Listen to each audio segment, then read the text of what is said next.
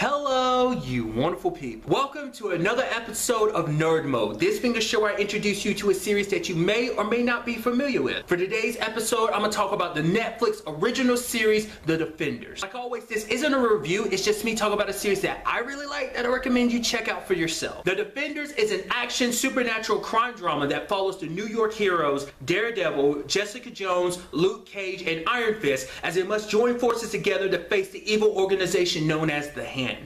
That's it. Quickest plot summary ever. This series takes place after the events of each of the heroes' respective shows. You need to watch them all. And not only just because I really like them and say you should, which, well, yeah, that's partly the reason, but mostly because you won't understand who each of these heroes are, what they've been through, and where their stories from their respective shows left them. And you also wouldn't understand any of the relationships and dynamics. Like, for example, why things are weird between Jessica and Luke, or what significance the Hand has for both Daredevil and Iron Fist. There's even a certain character that pops up in the show, which I won't spoil, but knowing who that character is and why their appearance shakes Daredevil's focus is another thing you wouldn't know. And even that's just amongst the heroes. There's also the other characters from each of the respective shows and their relationships to said heroes. Like Foggy and Karen for Daredevil, Trish for Jessica, Misty for Luke, Danny and Colleen, as well as Claire, well, for everyone, because she's been in all 4 shows. So watching all of the other shows first is paramount. Obviously, when it comes to this series, everyone makes comparisons to the Avengers, which rightfully so. Having that awesome moment when all your heroes come together and fight together is just so sick. Not even just fighting, even having them interacting with each other is just so awesome. But what makes this aspect even more interesting is the approach. Whereas the Avengers coming together was more of a plan orchestrated by S.H.I.E.L.D., specifically Nick Fury. However, the Defenders are pretty much brought together by fate.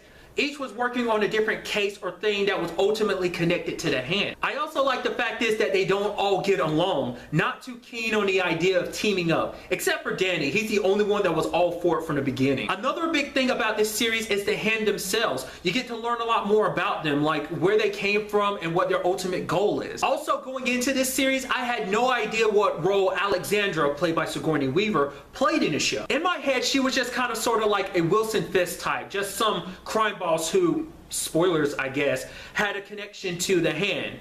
Turns out that's not the case. But if you did think like me, I believe you will be pleasantly surprised by her character. A cool thing about this series is that its story isn't just some one-off that doesn't matter. This show is actually set up for each of the respective shows going forward. I've looked at it as sort of a 0.5 season for each of the shows, like a Daredevil season 2.5 as well as season 1.5 for Jessica Jones, Luke Cage, and Iron Fist. At the time of me recording this, there is no confirmation on a season 2, which I really hope there is a season 2 because I really like this show. If there is one, it would obviously take place after the events of all the new seasons of all 4, well, 5 shows, because Punisher is coming out sometime this year. So we'd be waiting for a while. But really, that's all I wanted to talk about in this video. Till the next time we meet, be happy, be safe, live life to the fullest, and enjoy it. Good day and goodbye.